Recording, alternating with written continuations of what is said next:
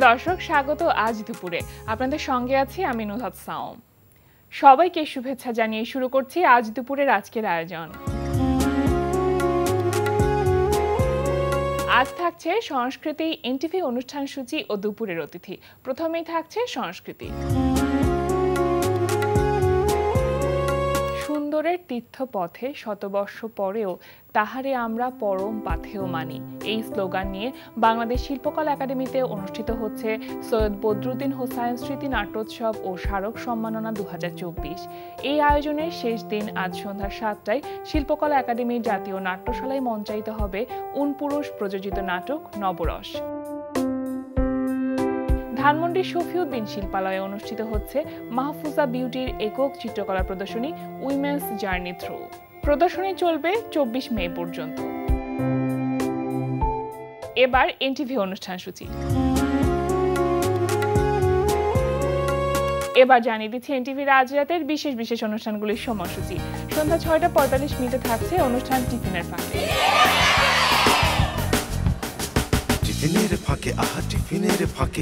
রাত 8টা 20 থাকছে ধারাবাহিক নাটক ঘরের শত্রু বিভীষণ। এখন আব্বার বিচার শুরু, তাহলে হোয়াটসঅ্যাপে লোকেশনটা পাঠাও আব্বা। তারে কি ফালাই দিবেন ভাই? অবশ্যই ফালাই দিব। তুমি আমাকে একটা বার সুযোগ দাও। তার আওয়াজে বেহুশ পুরা দুনিয়া। আমি আপনার ছেলের বউ। আমি বিয়ে করি না, আমি তার বিয়ে করি না, আমি কোনো বিয়েই করি নাই। রাইট, কথা ওইটাই থাকলো। পাতরে খায় পাতরে ফুটা তবু নাই রিঅ্যাকশন, আজও ব্যাক অ্যাডভেঞ্চারে ঘরের শত্রু বিভীষণ। রাত 11টা 30 সরাসরি সম্প্রচার হবে টক শো এই সময়।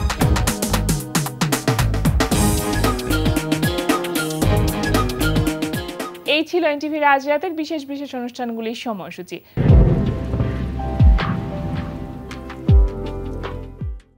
এবার দুপুরের অতিথি। প্রিয় দর্শক, আমাদের আজ দুপুরের অতিথি পদাতিক নাট্য সংসদের সহ সভাপতি ও অভিনেতা KM আব্দুর রাজ্জাক। শুভ দুপুর ভাইয়া। অনেক ধন্যবাদ আপনাকে আমাকে আমন্ত্রণ জানাবার জন্য। আমি ভালো আছি, আপনি কেমন আছেন? ভীষণ ভালো আছি। সৈয়দ বদরুদ্দীন হোসাইন স্মৃতি নাট্যোৎসব ও স্মারক সম্মাননা 2024, যেটা শুরু হয়েছে 16 তারিখ থেকে এবং আজকেই শেষ হয়ে যাচ্ছে, উৎসবের শেষ দিন আজকে। সব মিলিয়ে এবারের উৎসব কেমন হলো শুরুতে যদি বলতেন। আমরা প্রতি বছরই এই উৎসব করি। 2010 সাল থেকে আমাদের এই উৎসবটা শুরু হয়েছে এবং বাংলাদেশের বেশ বড় বড় প্রথিতযশা যে সমস্ত অভিনেতা আছেন, নাট্যকর্মী আছেন, নাট্য নির্দেশক আছেন, নাট্যকার আছেন, তাদেরকেই আমরা এই সম্মাননাটা দিয়ে থাকি। সেটা মরণোত্তরও হতে পারে, আবার যারা জীবিত আছেন তাদের মধ্যে থেকে আমরা দিই। কাজে আমাদের একটা প্রস্তুতি থাকে। সেই হিসাবে আমি বলবো যে অন্যান্য বছরের মতো এবারও আমাদের প্রস্তুতি ভালো ছিল এবং এখন পর্যন্ত সেটা ভালোই চলছে। আজকে তো শেষ দিন, সুতরাং সব মিলিয়ে আজকে একটা উৎসব মুখর পরিবেশও থাকবে, আবার মন খারাপের একটা বিষয়ও থাকবে যেহেতু উৎসবের শেষ দিন। আজকে কোন কোন নাটক মঞ্চায়িত হবে? আজকে মঞ্চায়িত হবে জাহাঙ্গীরনগর বিশ্ববিদ্যালয়ের নাট্যতত্ত্ব বিভাগের চানমোহর কিসসা, আর নবরস, আর আরেকটা হলো আপনার আরণ্যক নাট্যদলের কোম্পানি। যেহেতু শেষ দিন, সুতরাং শেষ দিনে কি কোনো রকম সমাপনী অনুষ্ঠান থাকছে? সাধারণত সমাপনী অনুষ্ঠান বলতে আমরা এমনিতেই প্রতিদিন যে সমস্ত নাটকগুলো হয়, নাটকের শেষেই মঞ্চেই আমরা এই সমাপনীর কিছু অংশ আমরা কাজ করে থাকি। তাদেরকে আমরা ক্রেস্ট দিই, ফুল দিয়ে শুভেচ্ছা জানাই এবং সামান্য কিছু আমাদের মানে মানিটারি কিছু বিষয় থাকে, একটা প্যাকেট আমরা তাদেরকে ধরিয়ে দিই, এটা সম্মানী হিসেবে দিই। ওরকমই থাকবে, কিন্তু নিজেদের মধ্যে আমাদের কিছু আমাদের ছেলেমেয়েরা যারা ইয়াং আছে তারা দিন শেষে যেমন বা যে কোনো অনুষ্ঠান শেষে মানুষের যেমন একটা অনুভূতি কাজ করে যে আজকে আমরা একটু হই হল্লা করবো, একটা আনন্দ আয়োজন থাকে নিজেদের মধ্যে, সেরকমই হয় আর কি। আচ্ছা, পদাতিক নাট্য সংসদের এই যে সৈয়দ বদরুদ্দীন হোসাইন স্মৃতি নাট্যোৎসব যেটা হচ্ছে, সেটা তো সৈয়দ বদরুদ্দীন হোসাইনের জন্মোৎসবকে উপলক্ষ করে হচ্ছে এবং প্রতি বছরই সেটা হয়ে থাকে। এবারে হচ্ছে 101তম জন্মদিন উপলক্ষে। এবারের যেই মূল বিষয়টি সেটা হচ্ছে যে আমি দেখতে পাচ্ছি সুন্দরের তীর্থপথে শতবর্ষ পরেও তাহারে আমরা পরম পাথেয় মানি। এটার একটু যদি ভেঙে বলতেন মূল বিষয়। এটা হচ্ছে যে একজন গুণী ব্যক্তি তিনি যদি আমাদের ছেড়ে চলে যান এবং তাকে স্মরণ করবার জন্য আমরা কিন্তু ভাষা দিয়ে তাকে মানুষের কাছে তাকে তুলে ধরার চেষ্টা করি। এরকমই কিছু শব্দ মিলিয়ে আমরা প্রতি বছরই এরকম কিছু কিছু বাক্য তৈরি করে তাকে আমরা উৎসর্গ করি এরকমই। যদিও আমাদের পদাতিক নাট্য সংসদের মোটো হচ্ছে নাটক হোক জীবন যুদ্ধের হাতিয়ার, নাটক হোক জীবনের প্রকাশিত সত্য। বাহ, একদমই তাই।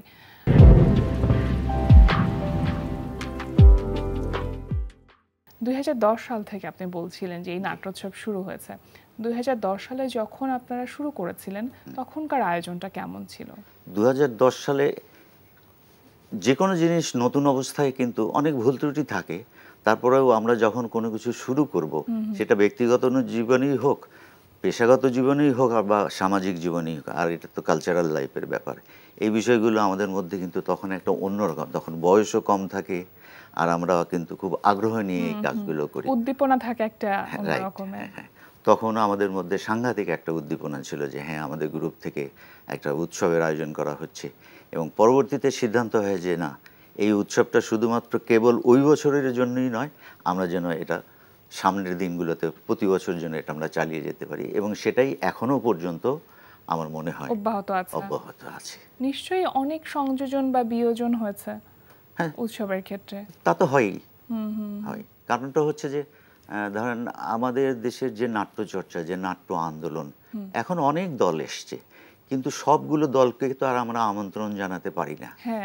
যে সমস্ত দলের আমরা নাটক দেখি, আমরা নাট্যকর্মী হিসেবে আমরা নাটক দেখি, যে দলগুলোকে আমরা মনে করি যে হ্যাঁ মানসম্মত নাটক তারা করছে, কেবলমাত্র তাদেরকেই আমরা আমন্ত্রণ জানাই। আচ্ছা, সাধারণত যে দলগুলোকে আপনার আমন্ত্রণ জানান, মানে এটার প্রস্তুতিটা কতদিন আগে থেকে চলে বা কিভাবে আপনার প্রস্তুতিটা গ্রহণ করেন? আমরা এই আজকে নাটক শেষ হওয়ার পরেই আমরা টোটাল জিনিসটাকে নিয়ে কিন্তু একটু আলোচনা করি, সামারাইজ করি আমরা। আচ্ছা, সামারাইজ করার পর আমাদের কোথায় কোন ভুল ত্রুটিগুলো হলো, কাকে দিয়ে কোন কাজটা করলে ভালো হবে, এবং দর্শকের কাছ থেকেও আমরা কিন্তু তাদের মতামতটা নেই। জি। এই মতামত নেওয়ার পরে আমরা একটা মিটিং করি। আচ্ছা, আমরা একটা জেনারেল মিটিং করি প্রথমে, তারপরে আমরা এক্সিকিউটিভ বডিতে যারা আমরা আছি তারা এটা নিয়ে আলোচনা করি। আলোচনা করার পরে সামনের বছরে আবার আমরা কি করব সেটা নিয়ে সিদ্ধান্ত নেই। নরমালি এইভাবেই আমরা এগিয়ে যাই। আচ্ছা, এমন কি হয় যে একবার বা একটা বছর আপনারা যে দলকে আমন্ত্রণ জানালেন তাকে, সেই দলকে তার পরের বার বা অন্য কোনো বছর আপনারা আমন্ত্রণ জানাতে পারবেন না, এরকম কোনো প্রসিডিউর আছে কিনা? আমরা জানাই, কিন্তু একই নাটক নিয়ে নয়।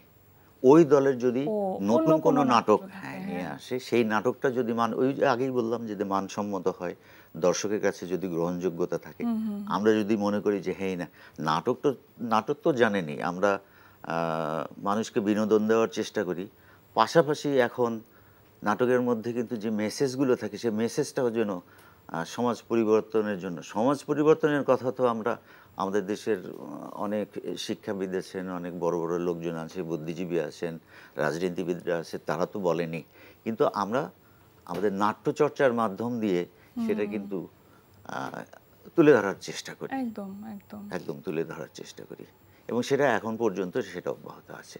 কোনো না কোনো নাটকের মধ্যে একটা মেসেজ থাকেই। আচ্ছা, এবছর যেমন আপনারা ভারত থেকেও বা কলকাতা থেকেও দলকে আমন্ত্রণ জানিয়েছেন, তো মানে কোন দলকে আমন্ত্রণ জানানো হবে ভারত থেকে বা কলকাতা থেকে, সেই বিষয়টা আপনারা কিভাবে নির্বাচন করেন? ভারত থেকে যখন আমরা কোনো দল নিয়ে আসি তখন আমরা চেষ্টা করি আমাদের এখান থেকে সিনিয়র লেভেল থেকে, ধরুন জেনারেল সেক্রেটারি হতে পারে, সহসভাপতি হতে পারে, অথবা আর একটু নিচের লেভেল থেকে হতে পারে, আমরা 2-1 প্রতিনিধি আমরা আমাদের দলের লোক পাঠাই।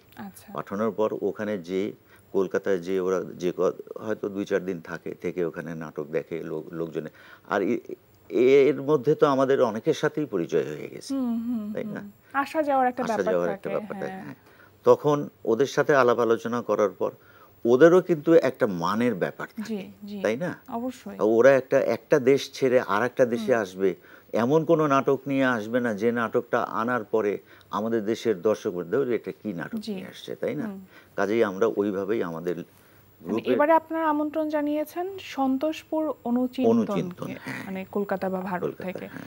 ওদের নাটক যখন মঞ্চায়িত হলো তখন আসলে দর্শকদের কাছ থেকে আপনারা কেমন সাড়া পেয়েছেন? এবার সবসময় কলকাতার নাটকের দর্শক আছে, আচ্ছা, কলকাতার নাটকের দর্শক আছে। আমাদের দেশের নাটক তো সবসময় ওরা দেখেই, তবু কলকাতার নাটকের সাড়াটা দর্শক ভালো পান সাড়াটা আপনারা। ভালো পাই। আচ্ছা। আমরা সবসময় ভালো পাই, আর টিকিট দেখে ভালো হয়। পদাতিক নাট্য সংসদের এবার কোন নাটকটি মঞ্চস্থ হচ্ছে? পদাতিক নাট্য সংসদে এবার আমাদের একটা নাটক হচ্ছে, এই নাটকটার নাম হলো গুঞ্জান বিবির পালা।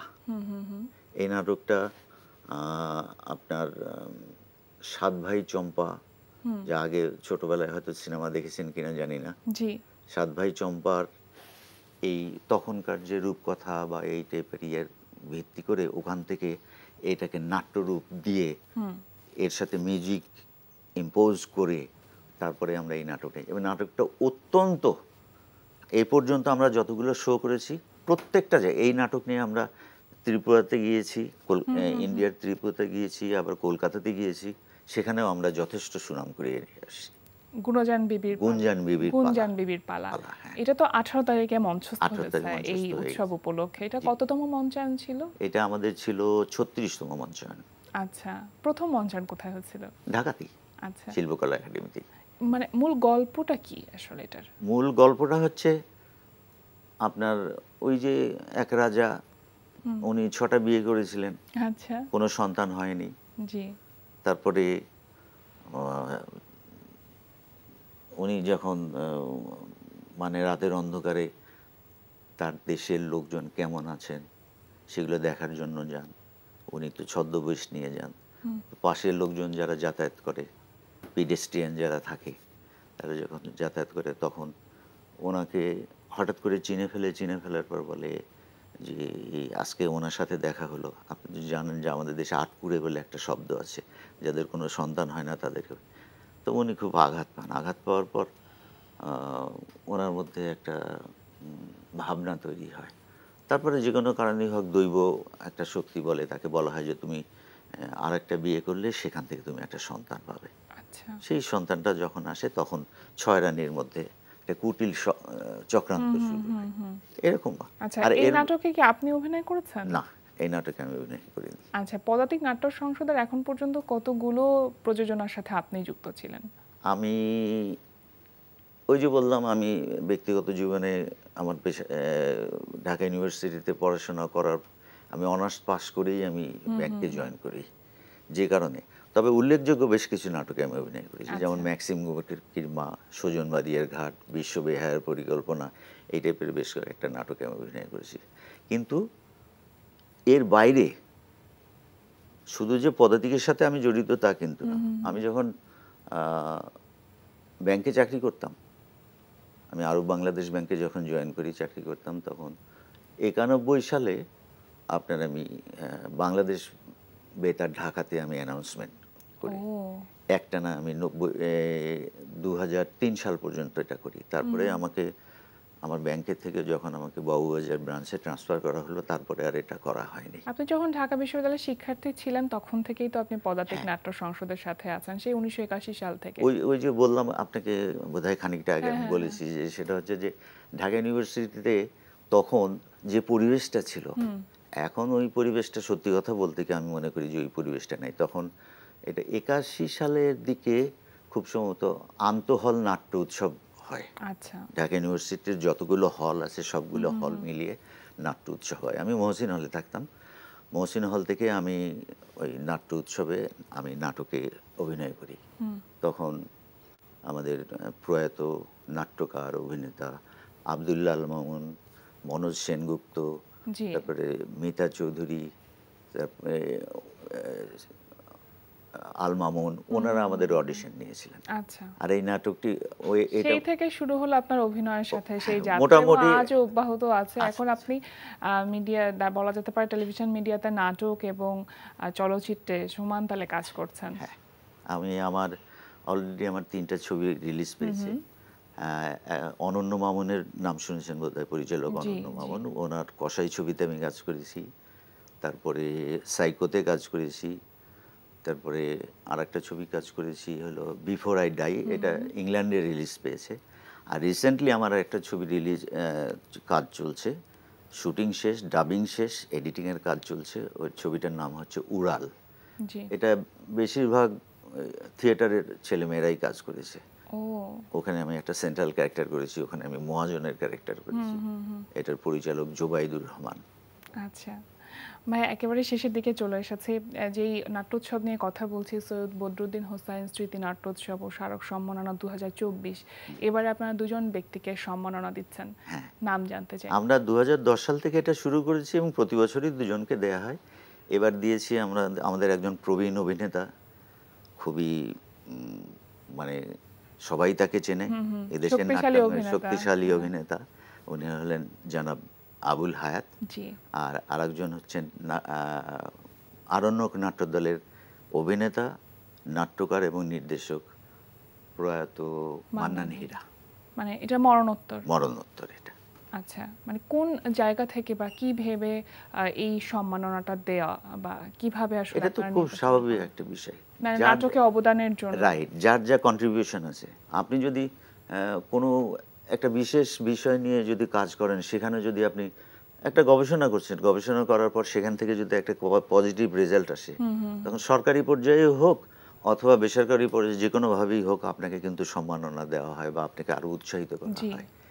ওরকম আমাদের নাটকের গ্রুপগুলোতেও যারা ভালো কাজ করে, যারা ভালো নাট্যকার আছেন, ভালো নির্দেশক আছেন, এরকম বেছে বেছে আমরা আমাদের গ্রুপে একটা কমিটিও করা আছে, কাকে কাকে দেয়া হবে এই বছর। ইতিমধ্যে কাকে কাকে দেয়া হয়ে গেছে। জি। এরকম ভাবে আমরা প্রত্যেক বছরে দুজন করে দেওয়া ব্যক্তিকে দেওয়া হয়। Right. আচ্ছা, পদাতিক নাট্য সংসদের নতুন কোনো প্রযোজনা কি আসছে কিনা সামনে? আমরা আলোচনা করছি। আমাদের এখন গুঞ্জন বিবির পালা খুব ভালোভাবে চলছে। এছাড়া আমাদের আর একটা নাটক আছে কাল রাত্রি, এটাও পাশাপাশি চলছে। আর একটা আমাদের একটা পুরনো নাটক আছে, অনেক ভালো একটা নাটক, আগাথা ক্রিস্টির নাম শুনেছেন বোধহয়, মাউস ট্র্যাপ। এটা নিয়েও কথা হচ্ছে। আর একটা নাটক নিয়ে কথা হচ্ছে, যেটা আমরা এখনো ওইটার একদম ইনিশিয়াল অবস্থায় আছে। এটা একটু কমেডি নাটক হবে, দর্শকদের একটু মজা দেওয়ার জন্য সেরকম একটা চিন্তা ভাবনা আছে। আমাদের সিনিয়র যারা আছেন তাদের সাথে আমরা এই নিয়ে কথা বলি। আমরা যখন এক্সিকিউটিভ বডিতে যখন মিটিং করি, তখন এগুলো নিয়ে আলোচনা হয়। চেষ্টা করি যে আমরা তো সিরিয়াস নাটকও করলাম, আমরা কিন্তু ম্যাক্সিম গোর্কির মাদারও করেছি, তাই না? বিপ্লবী একটা নাটক, এরকম ম্যাকবেথ করা হয়েছে। অনেক ভালো ভালো নাটক আমাদের গ্রুপ থেকে করা হয়েছে। মানে আপনি কোন চলতি প্রযোজনাগুলোর কোনটার সাথে কি যুক্ত আছেন? না, আমি বাইরে কাজ করি। আচ্ছা, বিহাইন্ড দ্য স্ক্রিন। মানে এতগুলো বছর যেহেতু অভিনয় করেছেন এবং এখনো করছেন, হ্যাঁ, ওই যে বললাম সেই যে আমি ক্ষুধাটা কি কাজ করে কিনা? অবশ্যই কাজ করে, অবশ্যই কাজ করে। যে কারণে কিন্তু এখনো আমি মিডিয়াতে, আমি মিডিয়াতে কিন্তু আমার অনেক নাটক গিয়েছে, প্রায় 60-70টার মতো আমি নাটক করেছি। যেহেতু একটা বয়সের ব্যাপার থাকে, একটা বয়সে এসে আপনি চাইলেই কিন্তু যে আপনাকে একবারে সেন্ট্রাল ক্যারেক্টার বা অনেকগুলো ইয়াতে দেয়া হবে তা না। হয়তো দেখা হলো বাবা অথবা অফিসের বস অথবা কোনো একজন সিনিয়রের একটা ক্যারেক্টার, ওরকম ক্যারেক্টারকেই আমাদেরকে সাধারণত চুজ করে থাকে এখন যারা নাটক বানান, তাই না? ভীষণ ভীষণ ভালো লাগছিল ভাই আপনার সাথে কথা বলতে। একদম শেষ পর্যায়ে আমরা চলে এসেছি। সৈয়দ বদরুদ্দীন হোসাইন স্মৃতি নাট্যোৎসব এবং স্মারক সম্মাননা 2024-এর জন্য অনেক অনেক শুভকামনা রইল। আর আজকে আমাদের আয়োজনে আসবার জন্য আপনাকে অসংখ্য ধন্যবাদ। আপনাকেও অনেক অনেক ধন্যবাদ, আপনার সাথে কথা বলে ভালো লাগলো। সেই সাথে এনটিভিকেও ধন্যবাদ। আমাকে, আমার মতো খুব সাধারণ একজন মানুষকে, সাধারণ একজন নাট্যকর্মীকে আপনারা আমাকে আমন্ত্রণ জানিয়েছেন আজকের এই অনুষ্ঠানে। আমি আশা করব, আমি জানি যে আপনাদের এই অনুষ্ঠানের পরবর্তীতে আবার কাউকে না কাউকে আনবেন। হ্যাঁ, এই প্রচেষ্টায় এর জন্য অব্যাহত থাকে, তাহলেই আমরা ভালো থাকব। সবাইকে অনেক অনেক শুভেচ্ছা। প্রিয় দর্শক, আমরা চলে এসেছি অনুষ্ঠানের শেষ প্রান্তে। অনুষ্ঠান সম্পর্কে আপনার মতামত জানাতে মেইল করুন আজ দুপুরে @ntvbd.com-এ। বিশ্বের যে কোনো প্রান্ত থেকে যে কোনো সময় আজ দুপুরে দেখতে ভিজিট করুন আমাদের পূর্ণাঙ্গ ওয়েব পোর্টাল www.ntvbd.com। এছাড়া এনটিভি সব জনপ্রিয় অনুষ্ঠান ও খবরের আপডেট পেতে ভিজিট করুন আমাদের ইউটিউব চ্যানেল ও ভেরিফাইড ফেসবুক পেজে। সবার মঙ্গল কামনায় আজকের মতো এখানেই শেষ করছি। শুভ দুপুর।